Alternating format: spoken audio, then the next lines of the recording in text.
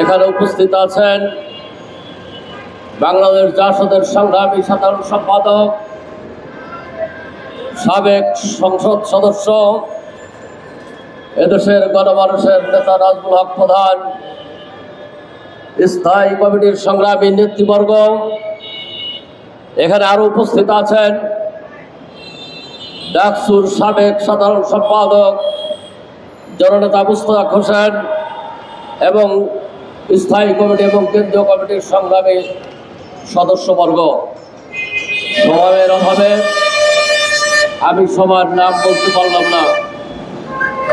প্রিয় সাথী এবং বন্ধুরা, ইতিমধ্যেই বক্তারা বলেছেন কোন প্রেক্ষাপটে আমরা আজকে প্রেস ক্লাবের সামনে উপস্থিত হয়েছি। আমরা উপস্থিত হয়েছে ইরানে ওই মার্কিন সাম্রাজ্যবাদ বোমাবর্ষণ করেছে।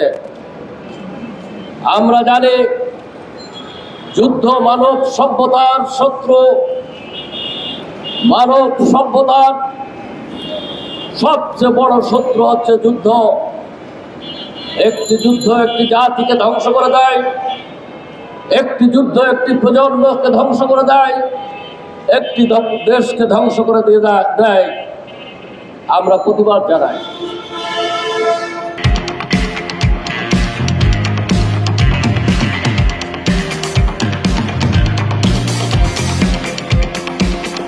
রাম সাহেব ক্ষমতায় আসার আগে বলেছিলেন উনি ব্যবসায়ী, উনি যুদ্ধ চান না, বিশ্বব্যাপী যুদ্ধ বন্ধ করবেন। কিন্তু আমরা দেখতে পাচ্ছি গাজায় কি যুদ্ধ বন্ধ হয়েছে? ওই রাশিয়া ইউক্রেন যুদ্ধ বন্ধ হয় নাই। গতকালও ইউক্রেনে বোমা হামলা হয়েছে। কোথায় ট্রাম্পের সেই নির্বাচনী ওয়াদা? ট্রাম্প মধ্যপ্রাচ্য ধ্বংস করতে চায়। মার্কিন সাম্রাজ্যবাদ ধ্বংস করেছে লিবিয়া, ধ্বংস করেছে ইরাক, ধ্বংস করেছে সিরিয়া, ধ্বংস করেছে লেবানন, ধ্বংস করছে গাজা, ফিলিস্তিন, এখন ধ্বংস করতে চায় ইরাক।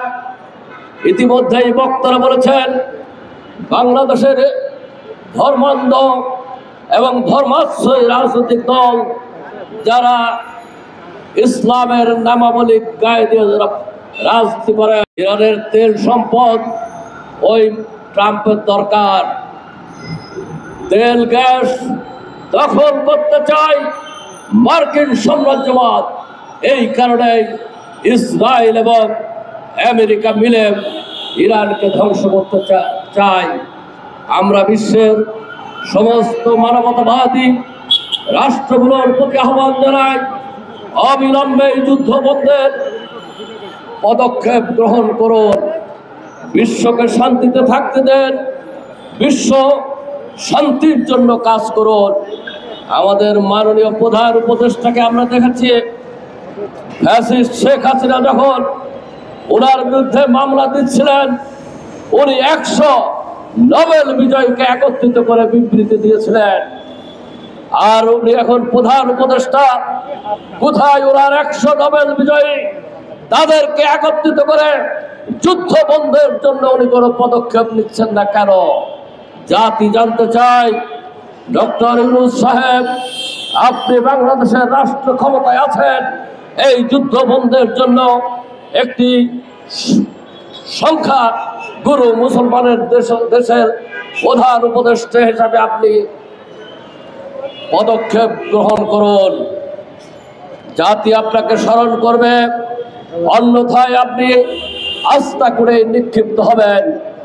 আজকে একটি কথা না বলেই পাচ্ছিলাম, আমরা অবিলম্বে যুদ্ধ বন্ধের দাবি জানাই, মার্কিন সাম্রাজ্যবাদ ধ্বংসের দাবি জানাই। একই সাথে সাথে যে কথাটা বলতে চাচ্ছে, গতকাল আমরা দেখেছি যে মুভ ভায়োলেন্স বন্ধ করতে হবে। মুভ ভায়োলেন্স একদিকে যেমন গণতন্ত্রের শত্রু, সভ্যতার শত্রু, মানবতার শত্রু। ডক্টর ইউনূস সাহেব, আপনি মুভ ভায়োলেন্স বন্ধ করুন। মুখ সন্ত্রাস বন্ধ করুন। নাই এমন একদিন আসবে যখন আপনিও মুখ ভায়োলেন্সের শিকার হবেন, মুখ সন্ত্রাসের শিকার হবেন। আপনি হয়তো চলে যাবেন আমেরিকায়, কিন্তু আপনার সাঙ্গপাঙ্গ যারা থাকবে তারা মুখ ভায়োলেন্সের শিকার হবে। এ ব্যাপারে কোনো সন্দেহ নাই। সবাইকে ধন্যবাদ। জয় বাংলাদেশ জাসদ, জয় হোক এদেশের মেহনতি মানুষের। ইরান বিজয়ী হোক, এটাই আমাদের কাম্য। সবাইকে ধন্যবাদ।